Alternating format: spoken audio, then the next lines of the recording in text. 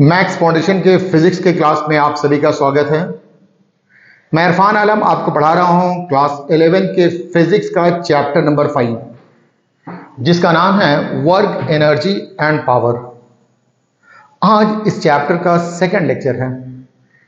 आज के इस लेक्चर में हम लोग वर्क के यूनिट के बारे में सीखेंगे। अगर आप फिजिक्स को बिल्कुल आसान शब्दों में सीखना चाहते हैं और बेसिक से सीखना चाहते हैं तो हमारे इस चैनल को आप जरूर से सब्सक्राइब कर लें, लाइक करें, कमेंट करें और अपने दोस्तों के साथ शेयर करें। तो आइए हम लोग शुरू करते हैं lecture number 2, work, energy and power का। इसमें हम लोग सीखेंगे यूनिट ऑफ वर्क के बारे में। वर्क का 2 यूनिट सीखेंगे। एक का नाम है एसआई यूनिट ऑफ वर्क और वर्क का एसआई यूनिट होता है जूल।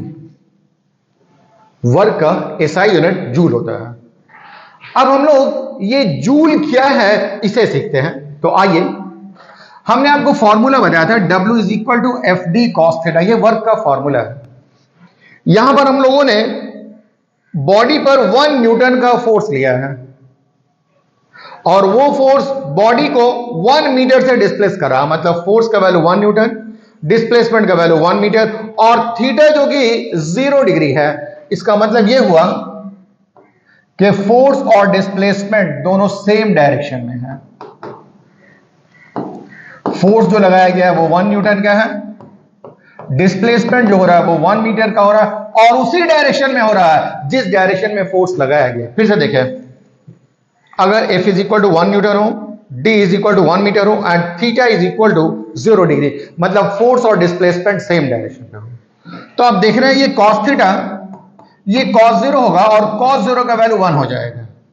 तो इस फॉर्मूला में आप पुट करें, फोर्स के लिए 1 न्यूटन, डिस्प्लेसमेंट के लिए 1 मीटर और cos थीटा के लिए 1, तो ये 1 न्यूटन मीटर हो जाएगा। 1 न्यूटन मीटर को ही कहा जाता है 1 जूल। याद रहेगा, ये 1 न्यूटन मीटर, ये 1 जूल कहलाता है। तो आइए हम लोग आगे लिख दें 1 newton metre, this is equal to 1 joule. 1 newton metre, ये 1 जूल हो गया। अब यहां से हम लोग 1 जूल का डेफिनेशन तैयार कर सकते हैं। Definition of 1 joule. आइए समझते हैं कि 1 जूल का डेफिनेशन क्या होता है। अगर आप किसी बॉडी पर 1 न्यूटन का फोर्स अप्लाई करें, if a force of 1 newton acts on a body and it displaces the body by 1 metre along the direction of force, then 1 joule of work is said to be done by the force on the body. लिख दिया है, if 1 Newton force acts on a body and it displaces the body by 1 meter along the direction of force, then 1 joule of work is said to be done by the force on the body. अगर आप किसी body पर 1 newton का force apply करते हैं और वो body को 1 मीटर से डिस्प्लेस करता है along the direction of force, इसका मतलब हुआ कि 1 जूल ऑफ वर्क हुआ है। तो ये एसआई यूनिट ऑफ वर्क कहलाता है।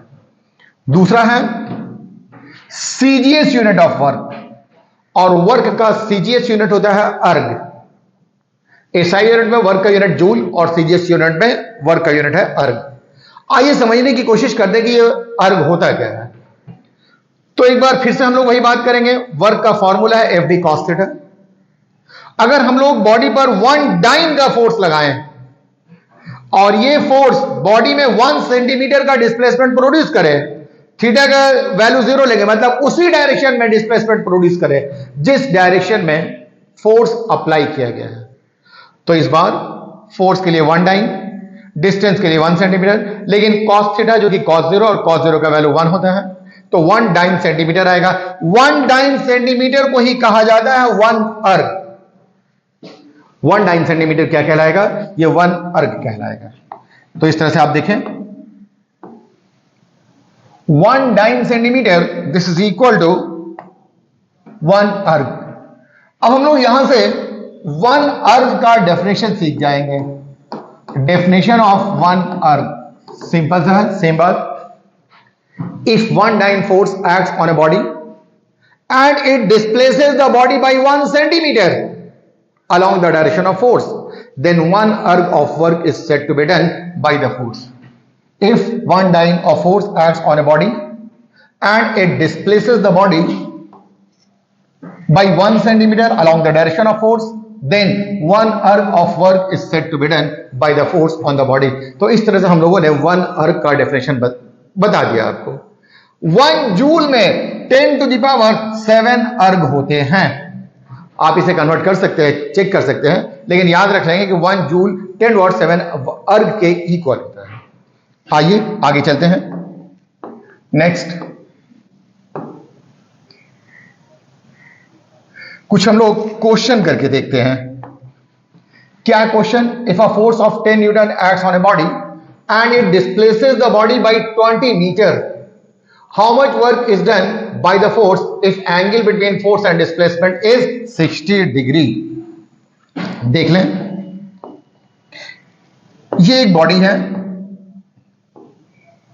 और इस बॉडी पर एक फोर्स लगाया गया है. फोर्स का वैल्यू बता दिया गया, ये 10 न्यूटन है. बॉडी का डिस्प्लेसमेंट दे दिया गया है, 20 मीटर से बॉडी डिस्प्लेस हो रही है और फोर्स एंड डिस्प्लेसमेंट के बीच का एंगल 60 डिग्री है.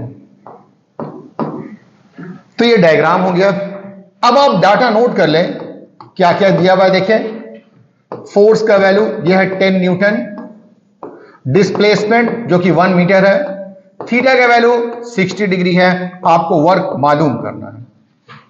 आपने वर्क का फॉर्मूला पढ़ा है, W is equal to F D cos theta, मतलब कॉस 60. यहां पर फोर्स का वैल्यू पुट कर दे 10 न्यूटन, डिस्प्लेसमेंट है 20 metre, I am sorry, displacement है 20 मीटर, 20 मीटर. और आप जानते हैं cos 60 होता है 1/2, तो यहां पर 1/2 पुट कर देंगे. 2 5 10, तो इस तरह से आपको आ जाएगा 100 न्यूटन मीटर.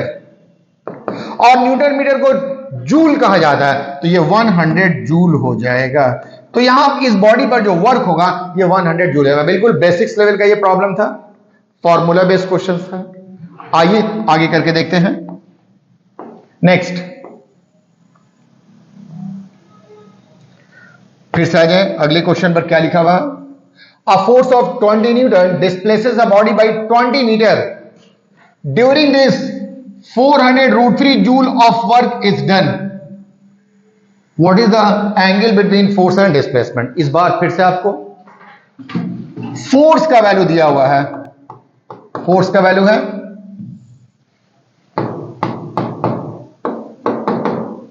20 न्यूटन, डिस्प्लेसमेंट दिया हुआ है 40 मीटर और वर्क का वैल्यू है 400√3 जूल. आपसे थीटा का वैल्यू पूछा गया. फॉर्मूला तो आप जानते ही हैं, W इज इक्वल टू होता है एफ डी कॉस थीटा. तो cos theta is equal to हो जाएगा W divided by F D. Cos theta, W का वैल्यू पुट कीजिए 400√3. ये आपको 20 है फोर्स और ये 40 है. तो इस तरह से आप मालूम करेंगे, 0 और 0 कैंसिल हो जाएगा, ये 0 कैंसिल हो जाएगा, 4 और 4 कैंसिल हो जाएगा. तो cos थीटा ये √3/2 हो जाएगा. और आपको ये जानना होगा कि ये कौन से एंगल के लिए √3/2 होता है. तो आप जानते हैं कि cos अगर 30 होगा तो इसका वैल्यू √3/2 आता है. इसका मतलब हुआ कि थीटा इज इक्वल टू हो जाएगा √3 divided by 2, sorry, theta is equal to हो जाएगा 30 डिग्री. cos 30 का वैल्यू √3/2, इसका मतलब कि ये थीटा कितना है 30 डिग्री है. तो ये भी क्वेश्चन आप देख रहे हैं, बिल्कुल फॉर्मूला बेस्ड क्वेश्चन था, आप इसे आसानी से सॉल्व कर सकते थे. आइए नेक्स्ट क्वेश्चन आते हैं. डायग्राम में एक क्वेश्चन दिया हुआ है. क्या दिया हुआ आप इसको देख लें. ये एक बॉडी है जिसका मास 4 किलोग्राम है. ये बॉडी यहां स्लाइड कर रही है यहां से यहां स्लाइड कर रही है। कितना स्लाइड किया है? 8 मीटर। इंक्लाइन प्लेन और इस बेस के बीच का एंगल 30 डिग्री है। फिर से देख लें, 4 किलोग्राम की एक बॉडी इंक्लाइन प्लेन पर स्लाइड कर रही है और 8 मीटर स्लाइड की है। तो आपसे पूछा गया find work done by weight mg। ये mg कितना वर्क करेगा ये बताना है। नॉर्मल रिएक्शन r, ये जो r नॉर्मल रिएक्शन है ये कितना वर्क करना करेगा, और फ्रिक्शनल फोर्स F। आप जानते हैं फ्रिक्शनल फोर्स हमेशा मोशन के ऑपोजिट डायरेक्शन में होता है, तो फ्रिक्शनल फोर्स इधर लगेगा। तो इन तीनों फोर्स के जरिए कितना वर्क होगा ये मालूम करना है। फिर से देख लें, 4 किलोग्राम की एक बॉडी इंक्लाइन प्लेन पर स्लाइड कर रही है। ये टोटल 8 मीटर स्लाइड की है। इस पर जो फोर्स लग रहा है वो वेट mg है, फ्रिक्शनल फोर्स F है और नॉर्मल रिएक्शन R है। Incline plane, if coefficients of friction between body and inclined plane is 0.1, ये आपको कोएफिशिएंट ऑफ फ्रिक्शन है। तो आपसे पूछा गया है work done by weight mg, normal reaction R और फ्रिक्शनल फोर्स F।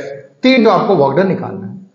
तो आइए सबसे पहले हम लोग mg के द्वारा वर्क डन कैलकुलेट करते हैं कि mg के द्वारा कितना वर्क होगा। तो फर्स्ट केस में फोर्स का वैल्यू mg है, ये जो फोर्स है ये mg है। m का वैल्यू मालूम है, ये 4 kg। g का वैल्यू आपको 10 मीटर पर सेकंड स्क्वायर लेना है, तो ये आपको मिल गया 40 न्यूटन।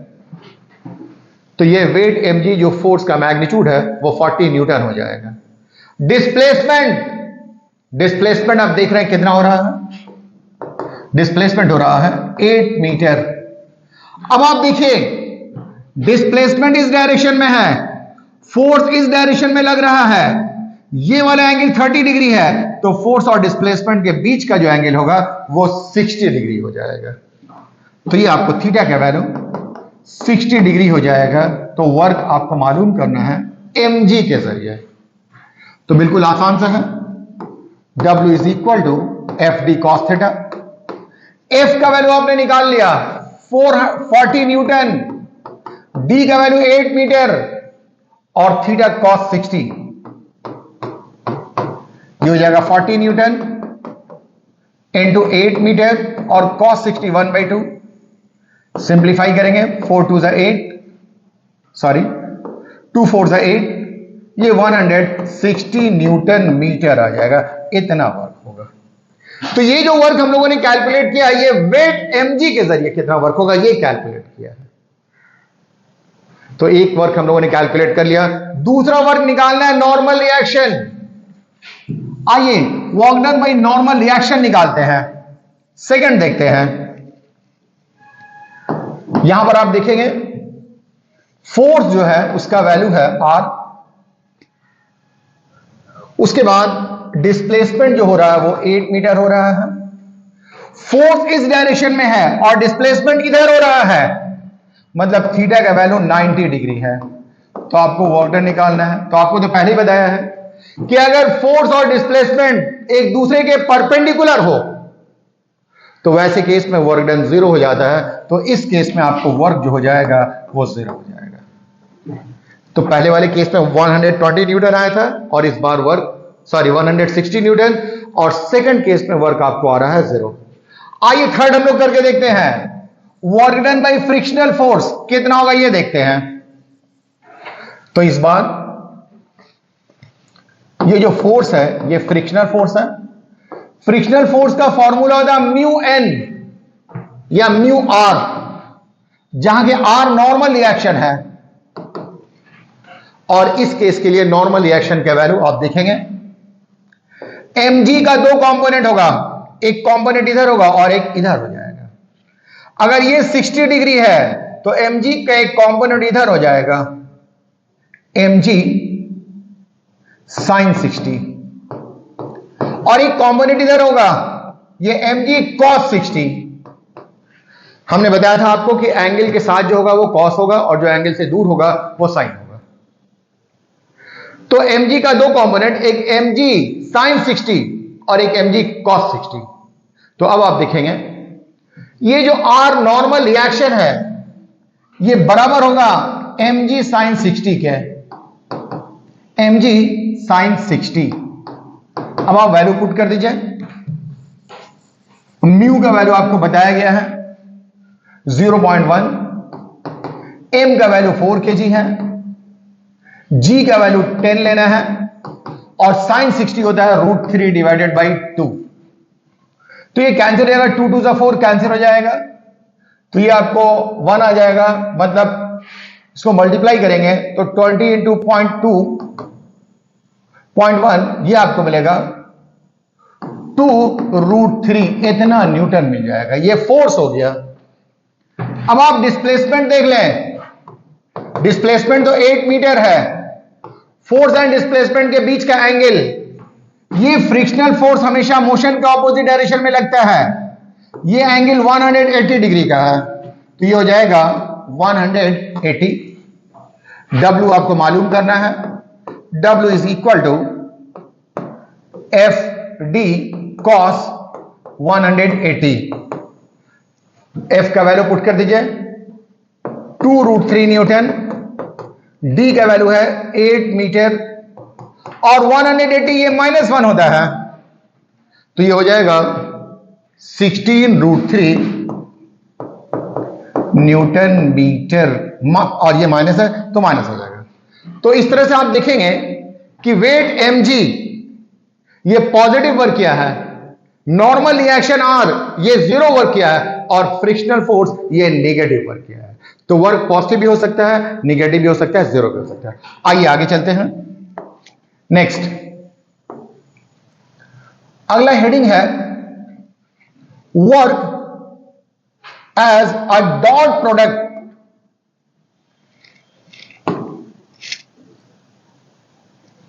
आइए देखते हैं work as a dot product of force and displacement. Work जो है ये फोर्स एंड डिस्प्लेसमेंट का डॉट प्रोडक्ट होता है। कैसे देखें, ये है W is equal to FD cos theta. आपको याद होगा आपने पढ़ा था A डॉट बी होता है AB cos थीटा। मतलब ये हुआ कि AB cos थीटा को आप लिख सकते हैं A dot B. AB cos theta लिखा जा सकता है A डॉट बी। इसका मतलब हुआ FD cos थीटा को लिख सकते हैं आप F डॉट बी। मतलब वर्क डॉट प्रोडक्ट है फोर्स एंड डिस्प्लेसमेंट का। वर्क फोर्स एंड डिस्प्लेसमेंट का डॉट प्रोडक्ट है। डॉट प्रोडक्ट को हम लोग स्केलर प्रोडक्ट भी कहते हैं। यहां पर फोर्स वेक्टर है, डिस्प्लेसमेंट वेक्टर है, लेकिन वर्क जो है वो स्केलर है। तो वर्क एक स्केलर फिजिकल क्वांटिटी होता है। तो एक नोट के तौर पे हम लोग लिख सकते हैं work is a scalar physical quantity. Work is a scalar physical quantity. तो आइए अब हम लोग इस फॉर्मूला पर बेस्ड कुछ क्वेश्चन करते हैं।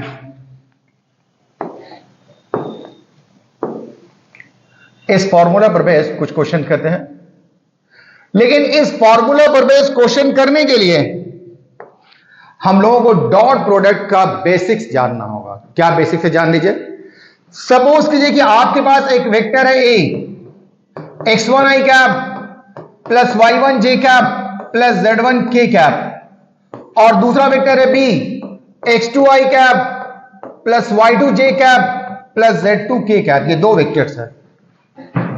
यहां पर x1 को एलिमेंट्स ऑफ i कहा जाता है, y1 को एलिमेंट्स ऑफ j और z1 को एलिमेंट्स ऑफ k कहते हैं। तो A में i का एलिमेंट्स x1, j का एलिमेंट्स y1 और k का एलिमेंट्स z1 है। B में i का एलिमेंट x2, j का एलिमेंट्स y2 और k का एलिमेंट्स है z2। अब आपको इन दोनों का डॉट प्रोडक्ट निकालना है।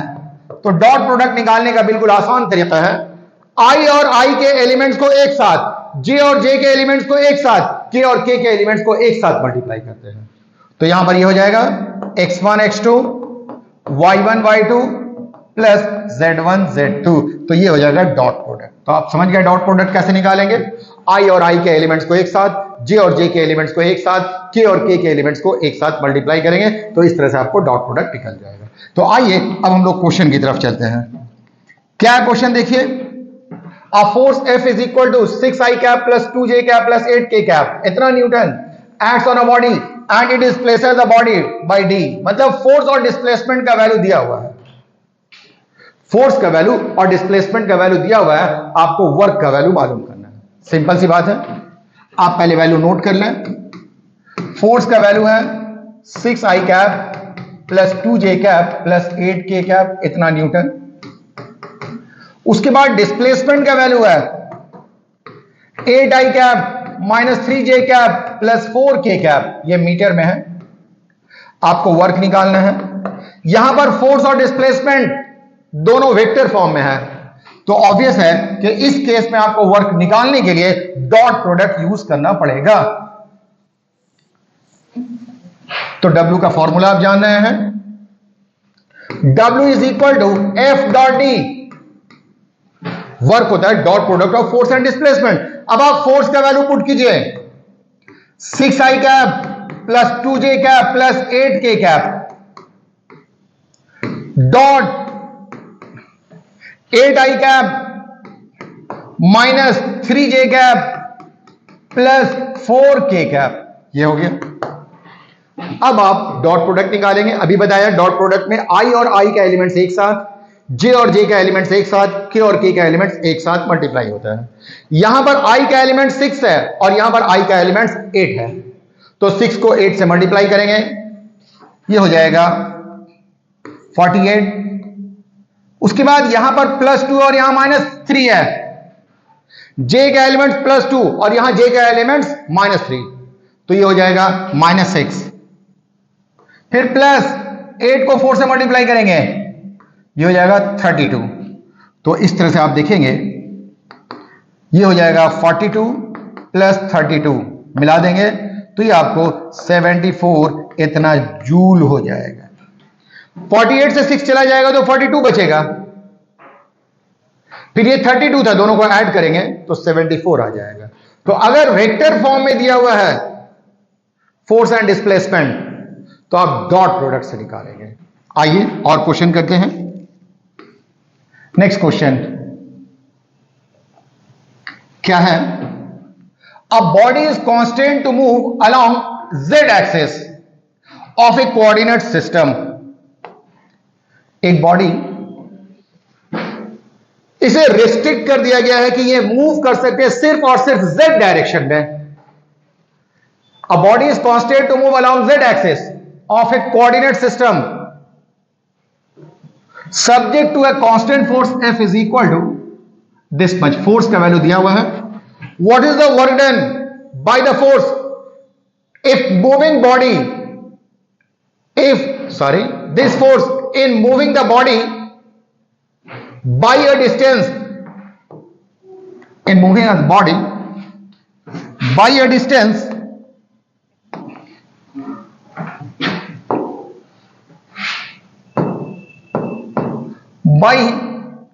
in moving a body by a distance of 4 metre along z axis। तो देख लीजिए ये आपके पास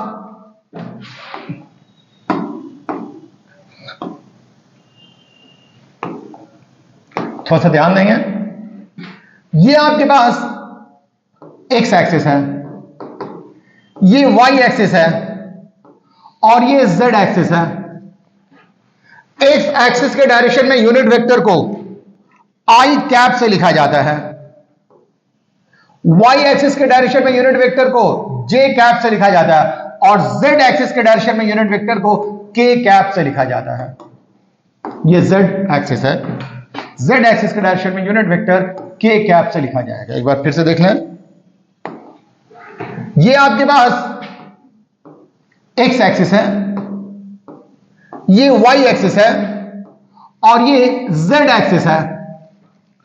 x एक्सिस के डायरेक्शन में यूनिट वेक्टर को i कैप, y एक्सिस के डायरेक्शन में यूनिट वेक्टर को j कैप और z एक्सिस के डायरेक्शन में यूनिट वेक्टर को k कैप से लिखा जाता है।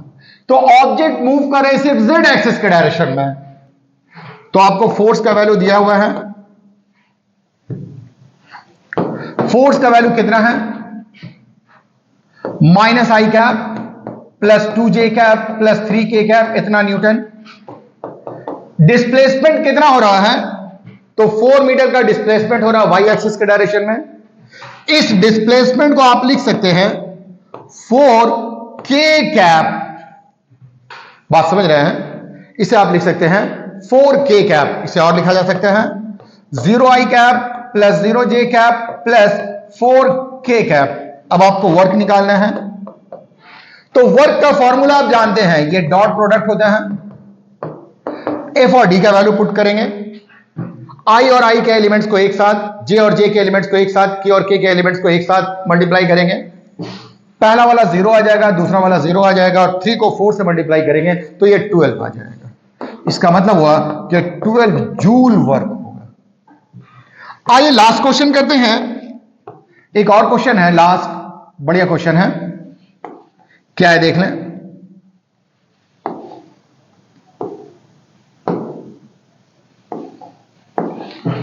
A force F is equal to इतना acts on a body. It displaces the body from point A to point B. What is the work done during the process? देख लें, बात को समझें, बढ़िया क्वेश्चन है। आपके पास ये 3 म्यूचुअली परपेंडिकुलर एक्सिस है। मान लिया जाए ये x एक्सिस, ये y और ये z एक्सिस है। अब आपको एक पॉइंट है, ये पॉइंट है और इस पॉइंट का कोऑर्डिनेट, इस पॉइंट का नाम है a, इसका कोऑर्डिनेट है 2, 3, 4 और एक दूसरा पॉइंट है b, इसका कोऑर्डिनेट है 6, 5, 8। ये 2 पॉइंट है। एक बॉडी को डिस्प्लेस किया गया है, कहां से कहां? बॉडी को डिस्प्लेस किया गया है ए से बी तक। तो आपसे पूछा गया कि कितना वर्क होगा, तो आप तो जान ही रहे हैं। पहले फोर्स का वैल्यू निकालिए। फोर्स कितना है? 5i cap minus 2j cap plus 6k cap plus 6k cap.